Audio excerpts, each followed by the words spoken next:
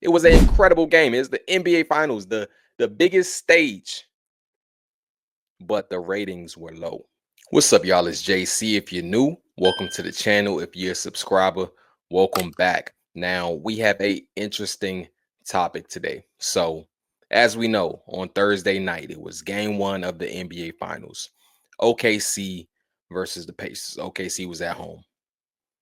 OKC pretty much had control of the game, most of the game, but the Indiana Pacers kept it within striking distance. They kept it within 10, 12, right?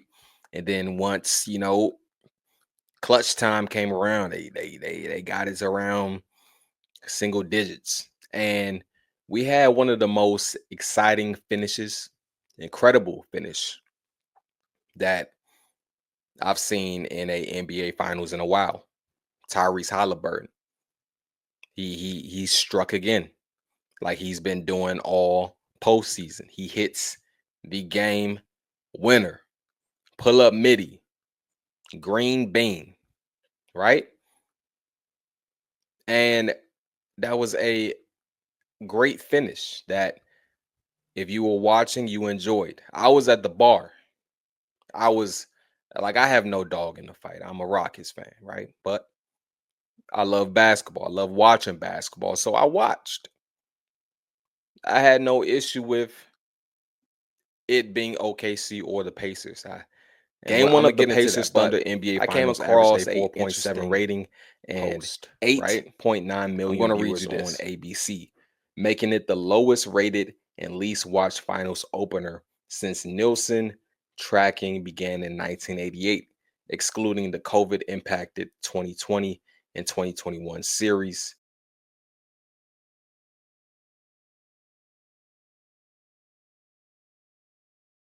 So there's that. Like I said, why is that? It was an incredible game. It's the NBA Finals, the biggest stage,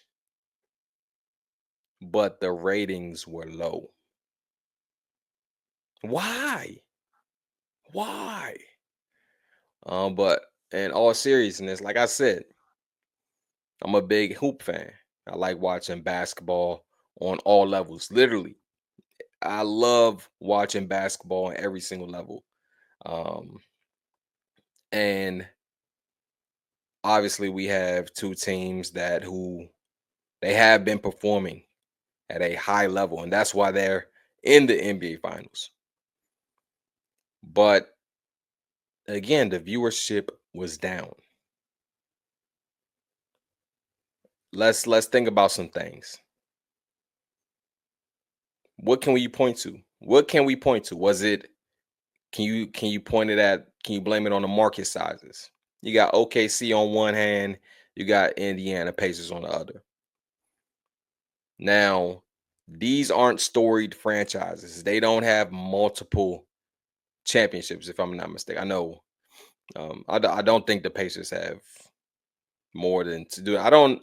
They're not the storied franchises. Is what I'm trying to say. They're not the Bulls.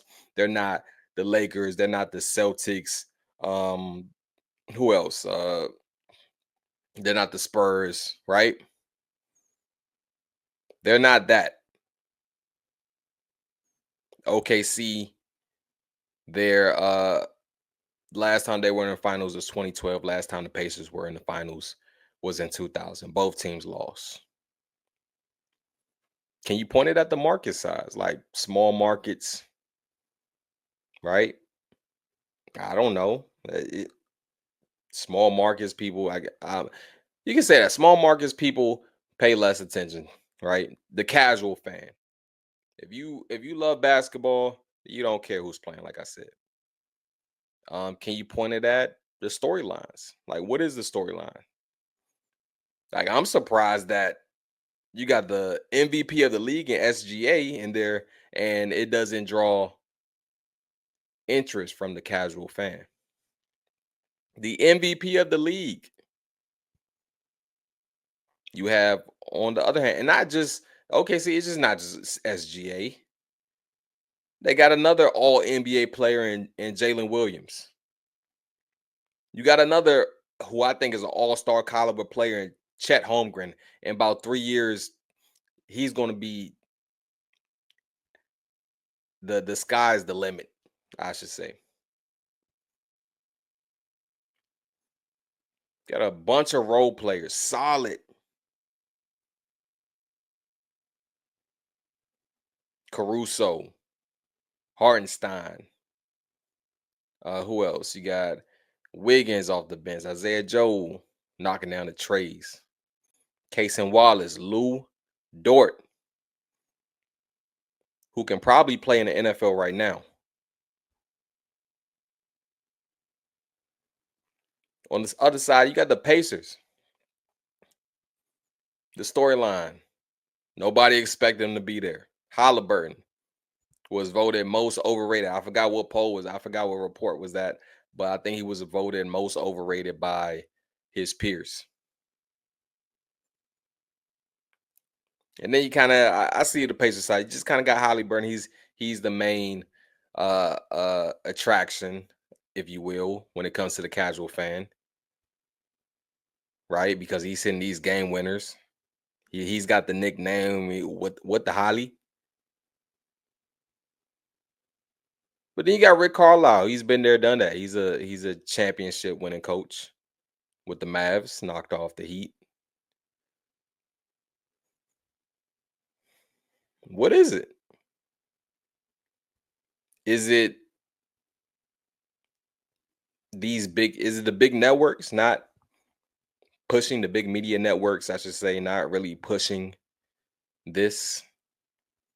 Yeah, of course, when you turn on, one of these big time shows, if the Knicks are in the playoffs, they're going to be talking about it. If the Lakers are in the playoffs, they're going to be talking about it. Even when they're not in the playoffs, they're going to be talking about it. And I understand the media aspect because they talk about things that they see interest their viewers. And then, of course, if majority of majority of fans are fans of, the story franchises. So that makes sense that they talk about them. But you would think with that much influence that you can maybe talk about this Pacers team. Get deep dives into guys' careers. I'm not saying they haven't already done that, but I'm just pointing at what could be the issue. Why you had a game of this magnitude garner that little, and I'm relatively speaking, amount of viewership.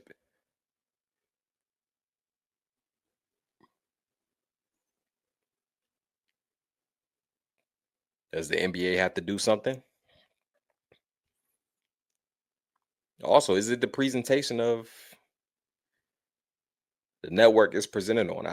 I'm not saying me personally. Like I said, I watched the game at the bar. I didn't watch of course, it's they got 20 different TVs in there. You can't really, they only hone in on the volume of the game when it starts. So I'm not watching the pregame. I'm not watching the intro per se.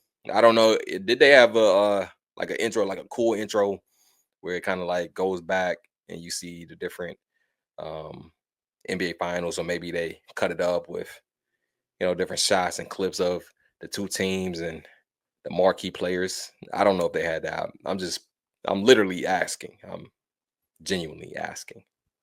So could that be a thing? Presentation. Could I know people mention the aesthetic of the courts. Mm, I don't know if that plays much. Maybe it does to the casual fan, the aesthetic of the court. I remember it used to be the big trophy in the middle. But I did read a headline the other day that they took that out due to player safety. So I'm assuming that the logo was slippery. That's my assumption. And I'm asking, if you are a casual fan or someone who maybe used to be into the NBA and you're not so much nowadays, why